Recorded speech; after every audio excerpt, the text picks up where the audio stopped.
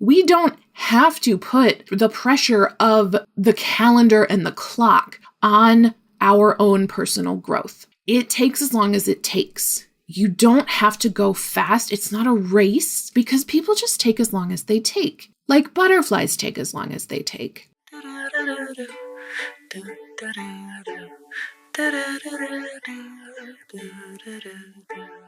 Hello, I'm Caitlin Fisher, butterfly goddess, and welcome back to another episode of the Neurodivergent Creative Podcast, where I'm going to tell you some life lessons that I have learned from a butterfly.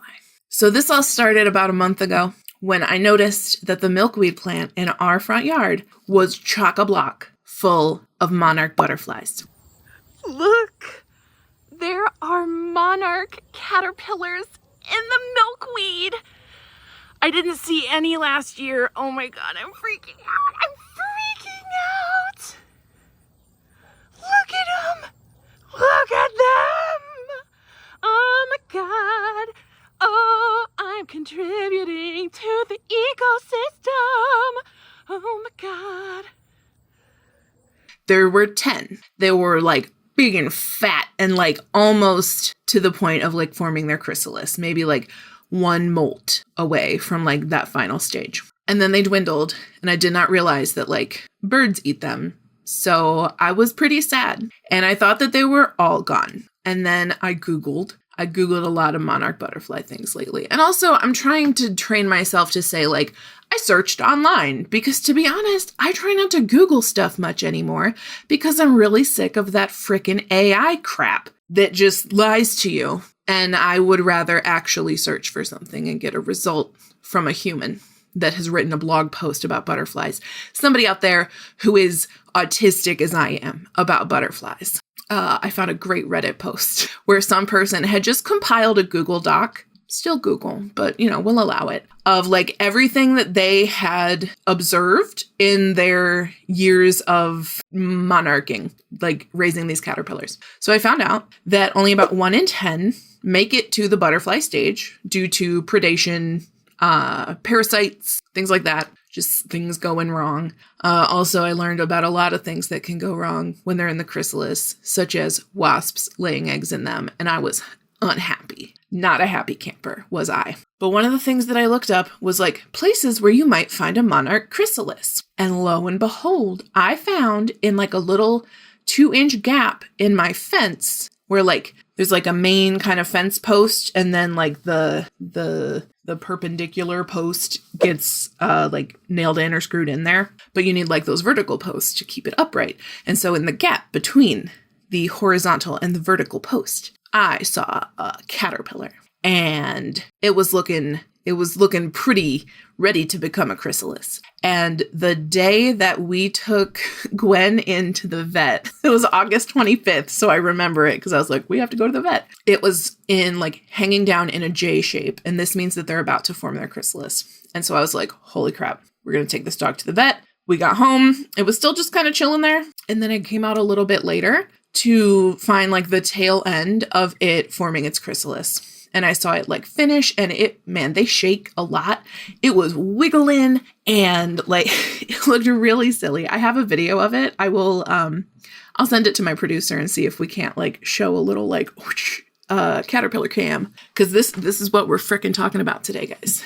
And if you think that it's just going to be about caterpillars and it's not going to be about how to apply this transformative magic to your own life, then you have not been hanging out with Caitlin Fisher very long. So buckle up, okay? Okay. So she's wiggling. I know it's a girl now because I was able to tell from the butterfly. The males have like 2 little dots on their, the smaller set of wings, and this one did not. So I'm assuming she is a female butterfly.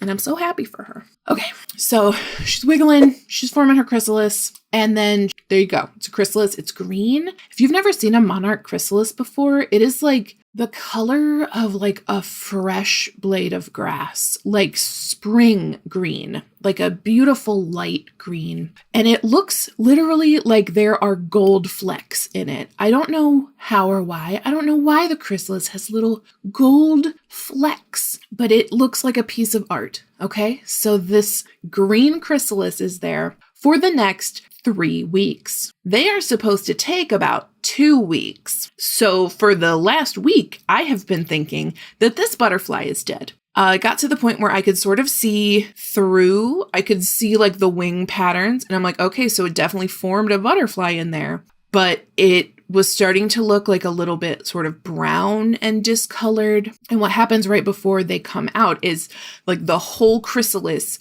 goes like black and then clear. Like it turns totally transparent. And I don't know what magic it is, but whatever, man. It's happening. And I feel like some people probably got to see this in elementary school, but I didn't. Okay, so I'm really flippin' excited about it. So I go out this morning. Yesterday, I thought it was dead. I posted a reel on Instagram and I was like, I am not optimistic for this butterfly, guys. I think it's dead. And I was even like looking up how to tell if your chrysalis is dead. Like that's when I saw all that stuff about parasitic wasps.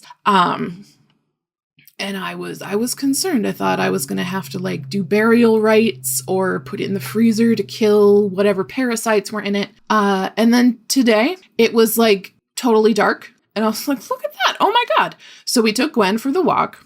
I have been checking on this chrysalis daily for 3 weeks. I haven't done anything consistently daily for 3 weeks, except maybe like drink water. But I have checked every single day on this chrysalis, making sure it's still there, checking on its color, making sure nobody disturbs it. My neighbors have probably thought I am crazy. I'm like this crazy lady who goes out in my yard and is like looking in the fence every day. Every day. I would be fascinated to know what my neighbors think of me, or if they think of me. They might just be like, it's that weirdo. And honestly, that's fine. I am a weirdo. So this morning, we were walking Gwen around like 7:40.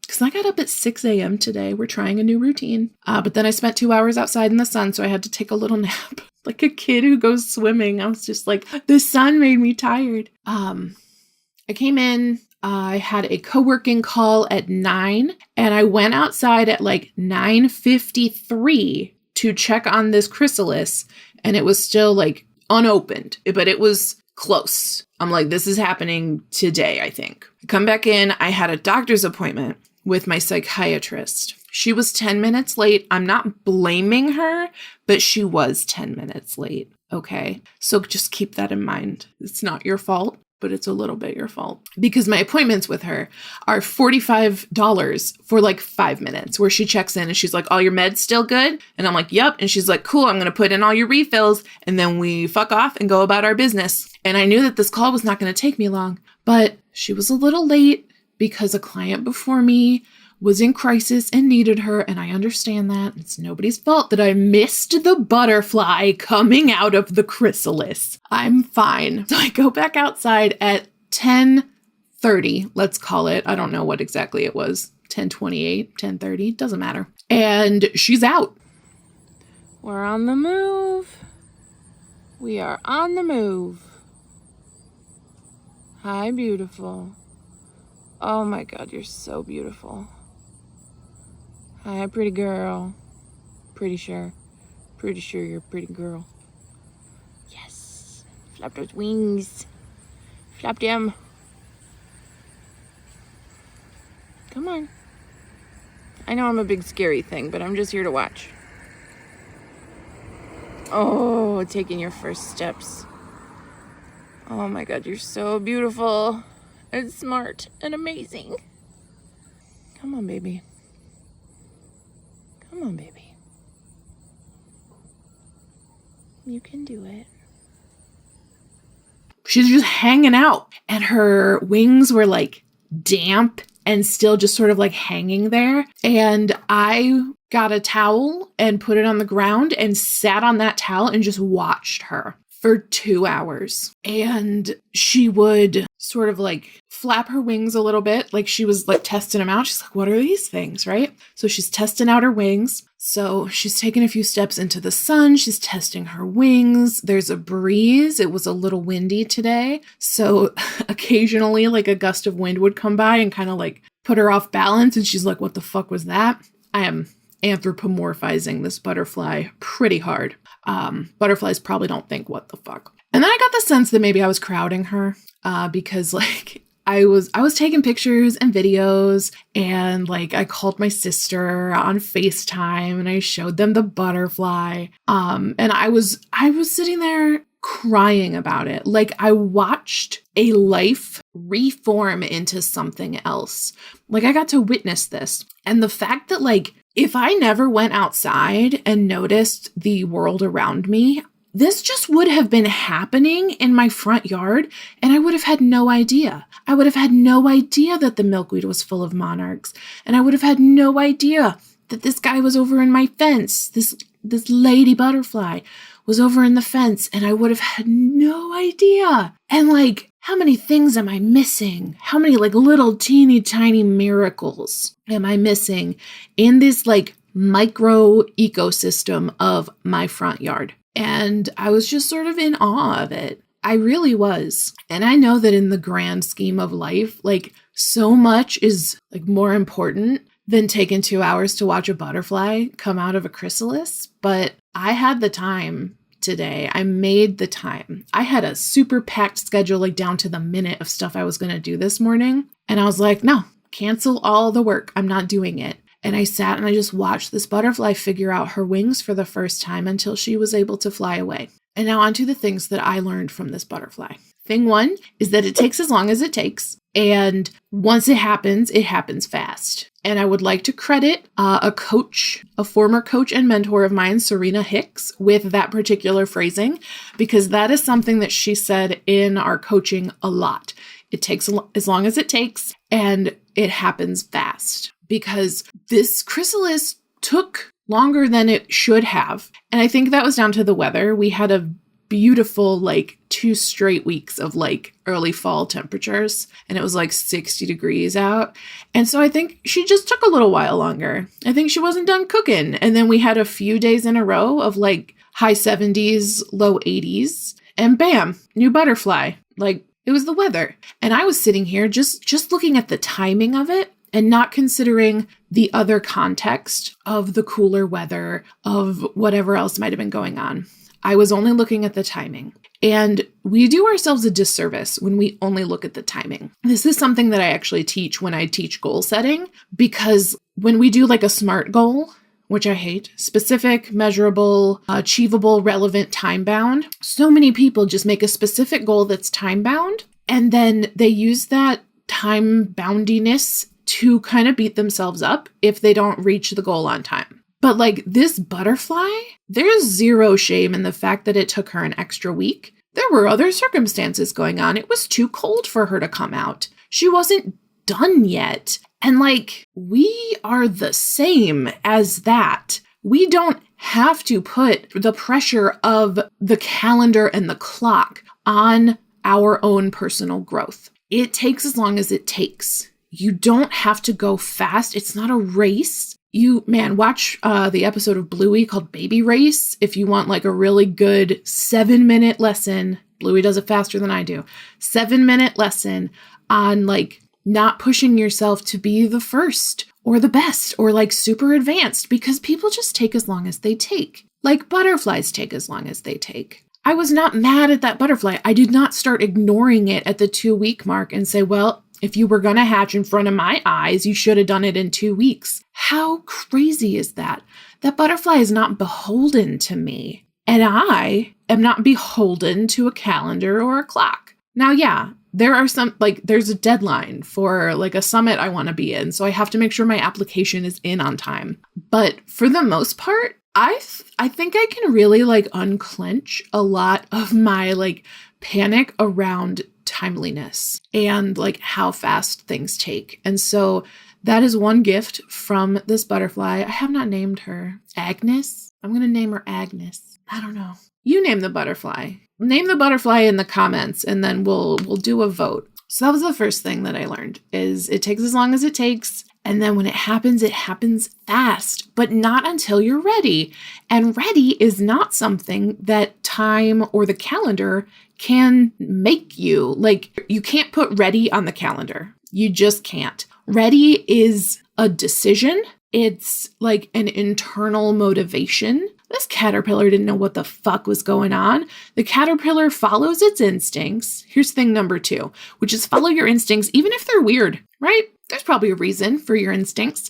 There's a reason that No Name the caterpillar marched off the milkweed plant and into the fence and sat her butt in a little silk thread thing. They make like a little bit of silk with like a stem that sticks. It's very firm, by the way, because I took that chrysalis off and I put it on my altar. And I kind of crushed it a little bit because that stem is firmly on there. These are not gonna like fly off with the wind. It barely came off with human touch.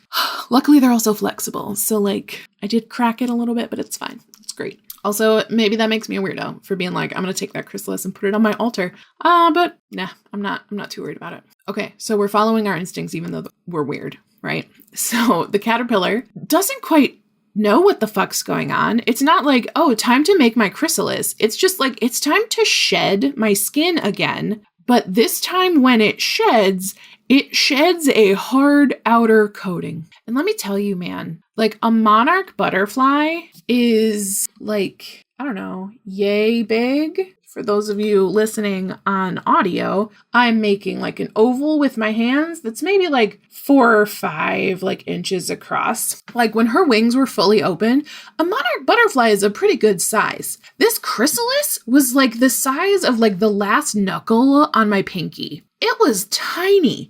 They are compact in there. The wings are folded up. It is like the most perfect origami, but it's a living creature. This is crazy town. Like I had a religious experience today. I think like I've never experienced something like this. And that caterpillar, like it doesn't just stick wings onto a caterpillar body. It completely reforms. It kind of dissolves into a gross, goopy nothing for a while. And then it forms a butterfly. It goes from being basically a larva. You know, like maggots are gross, but they're effectively caterpillars with no legs. Like caterpillars have little feet. Good for them. They are a much more like, they are a larva with a little more agency, I guess. A little bit more complex of a larva. But like, it's the larval form of the butterfly. So we have a caterpillar that turns into a chrysalis, and then inside the chrysalis forms an insect that has like a head, a thorax, and an abdomen. So we're going from like one long mushy body to like 3 segmented parts of a body with 6 legs and these wings and these antennae and its little proboscis. It was like figuring out how to use its mouth. I would see like its little proboscis sort of unfurl and then like go back in. And I'm like, yes, that is what you will use to drink the nectar. But like this thing basically took a nap as a caterpillar and then woke up as a different creature entirely. Maybe. I don't know. If we have science on the caterpillar's understanding of what's happening to it, please give it to me because I need it to live. But what I think is happening is like, it's just going through it. And it's like, I have to make a chrysalis now. I have to do this. I have to shed my former body and turn into something new. And isn't that kind of what we are doing when we experience like an ego death? So an ego death is, I can always tell when I'm going through an ego death because I don't want to do anything that I know will help with the ego death, which is really frustrating. I'm a very bad caterpillar. I don't want to journal. I don't want to talk to a coach. I don't want to talk to my therapist about what I'm going through because like it sucks. And personal growth requires you to sort of shed and outgrow versions of yourself from the past, coping skills that you used in the past that no longer serve you. Like, I'm definitely taking a lot of liberties here with the caterpillar butterfly metaphor and turning that into sort of like a personal growth metaphor. But we are always transforming. And it's kind of fair that it feels like ass in the middle, right? Like this feels bad. Something is changing within me. Something is not the same. That was a Wicked reference. Also, the second part of Wicked comes out in 2 months. I'm so excited about that. Anyway, I'm here. I'm back. So we follow our instincts and we trust the process, even though the process feels freaking whack. Okay? This process feels weird. We're goopy. We're in a chrysalis. We don't know what's going on. And then suddenly wings. Now, we're going to do this as people a lot of times in our life because the average butterfly is only going to live for about 3 weeks. Aside from the ones that are born at the end of the summer, not born, that emerge at the end of the summer, because that's the clutch, I guess, that migrates to Mexico and Florida. So there's a big migration of monarch butterflies, and they all go south for the winter, and those ones live up to 9 months. And then they hatch the next generation of caterpillars, and then we do it all over again. I have also found 2 to 3. I don't know if it was just like one that moved really fast, or if there are 3 individual monarch caterpillars again in my milkweed. So like a few more eggs have hatched. And I saw them when they were like really little this time. They were about like an inch and a half long. And they will get to be like 4 inches and like chunky fat like a Sharpie. And I love them when they're like that big and adorable. But they, like, their whole job is just be born and then eat leaves and then become butterfly. So our lives are a little bit more complex, and they also last longer. So you don't just have one chrysalis and then slap on your wings and you're good to go for the rest of your life. Like, we're going to do this a lot. Astrologically speaking, when your Saturn return happens, which is about 27.5-ish years, 28 years after your birth, that is when Saturn is back in the same place it was when you were born. That is usually a time of great upheaval. And I was working on my second divorce at that time. So lots of butterfly wings for me. Lots of times. I don't know enough about astrology to like go into more about that. But if you're interested, let me know, because I would love to just sort of go chit chat about it and learn more about it. Things look fucked up until they look crystal clear. I thought this butterfly was dead. I thought that the chrysalis was turning like brown and yucky and showing signs of rotting, but it was just that butterfly in there taking its time and darkening slower than the internet told me it would. And that's not this butterfly's fault. It doesn't know what I read.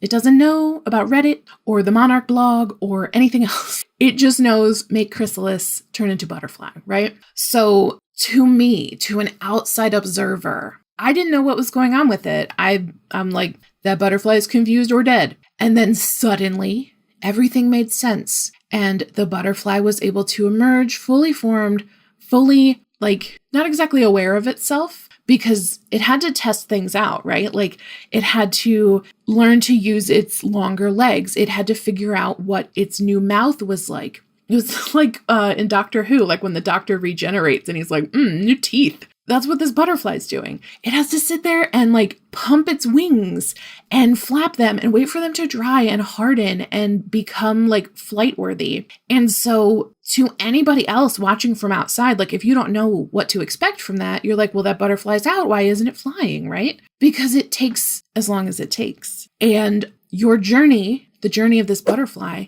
is not there to make sense to Caitlin. That butterfly is there to make sense to that butterfly. That butterfly is part of a larger ecosystem that I had the pleasure and privilege to witness. But like, if that was in the next door neighbor's yard, I never would have known, you know? And I'm really lucky. And I did sort of create the opportunity to see this because I planted milkweed, you know? Like that's what monarch butterflies eat, or caterpillars. And that's where they lay their eggs. And so I said to the universe, bring me monarch butterflies. I want them. I want to be a safe space for them. And the first couple summers, I didn't notice any caterpillars. That doesn't mean they weren't there. It means I wasn't looking that hard. And also the milkweed plant was real small, so it might have got skipped. There might have been better milkweed out there. But for the past 2 years, it's been growing a lot bigger. And this year was the first time I actually saw the caterpillars. And I mentioned earlier that only about 1 in 10 will survive in the wild.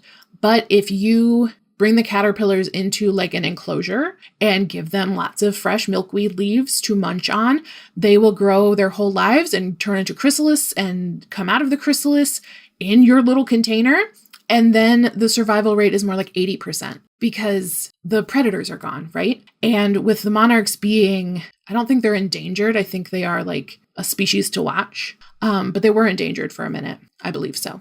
We'll fact check that. It's really so easy to just bring them inside and like watch them for 2 weeks. You got to go in there like every day and clean their little poop balls out because they just eat a leaf and poop and eat a leaf and poop, and then they shed their little skin, and that's their whole job until they turn into a butterfly. and then you let them stretch their wings a little bit and then take them outside, unzip the thing and let them fly away. And like, what an example of detachment, but not uncaring. A lot of times when we think about like attachment, it's like, oh, but that means I love you. And like, let me tell you, I love this butterfly. Like I was giving her pep talks. I was like, you can do it. You can learn to fly. And she didn't need my pep talks. She didn't need that, but I was going to give it to her anyway. So this idea of like detachment, just meaning like you can't keep that butterfly forever. And in fact, I don't want to keep that butterfly forever because I love butterflies.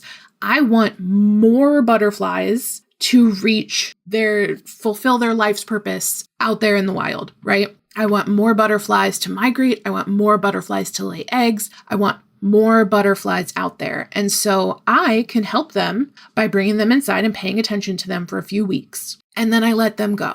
And it might be tempting to be like, well, what if I just kept a butterfly? I could keep a butterfly as a pet. They're not meant for that. And also at that point, you're sort of harming the cause of butterflies, right? So to be detached does not mean that you are cold and uncaring, because it is out of caring that I would take care of these butterflies. I feel like I might be talking in circles, but I think you're going to pick up what I'm putting down. And it's a concept of detachment that like I haven't really put together yet. Like I know like you can't be obsessed with the outcome. If you are like trying to reach a goal, you can't be that precious about how it appears to you. Like I've always talked about detachment from the end result in like a sort of like spiritual sense of being like, you can't tell the universe what you want, but also like tell it exactly how to give it to you, because that's not how that works. But this really put it into context for me, like, because like that's not my butterfly, you know, like that's the universe's butterfly, and I'm going to help it. I'm going to do a little bit to help the universe's butterflies exist a little. I'm going to make it a little easier for them for a few weeks. And then they go on about their business. Maybe they get eaten by a bird. I can't control that. Just like I couldn't control that only one of those original monarchs made it. And also maybe more of them did. Maybe they went off into the raspberry bush or something and I just didn't see them. But these are things that I learned from the butterfly. I learned that it takes as long as it takes. And when it happens fast. And that it might not make sense from an outside perspective, but it only has to make sense to you. Oh, and find a stable place for yourself before and after your transformation. So like the fact that the caterpillar went and found like a really sturdy, secure place. And also they have this like very secure silk built into them. How can we learn from that? Well, that to me means having a really good support system, like having, like when you set a goal, making sure that like there's room around that goal for things to change, for different possibilities to arise. And that sort of goes back to the detachment thing, because if we're so worried about doing this perfectly and on time, then like we're missing the part of it that actually is being alive and living the transformation. And I think that's where a lot of us need to put our attention. Like we can't just rush and be like, well, I'm going to get there when I'm 30. Man, I had a 5-year plan when I was 25. I have achieved none of that. And I'm so freaking glad, because I don't want the things that I thought I wanted at 25 now that I'm in my 30s. I don't want those same things because my life has gone at the pace that it goes, and it doesn't have to make sense to anybody but me. That's what I learned from butterflies this week. So give me a comment, name the butterfly, we will vote. Okay, I love you. There's nothing you can do about it. And make sure that you subscribe and like and tell 3 friends about this episode and how much you learned about butterflies against your will. And also join the Creatives Rebellion, which is my pay what you can space on Patreon for creatives who want a place to rest. It is your sturdy place to land, to transform into goop, and I will hold space for you to practice having wings. Okay, I'll see you later. Bye. They'll change your approach and tell you a joke to lighten your load and help you along, or sing you a song.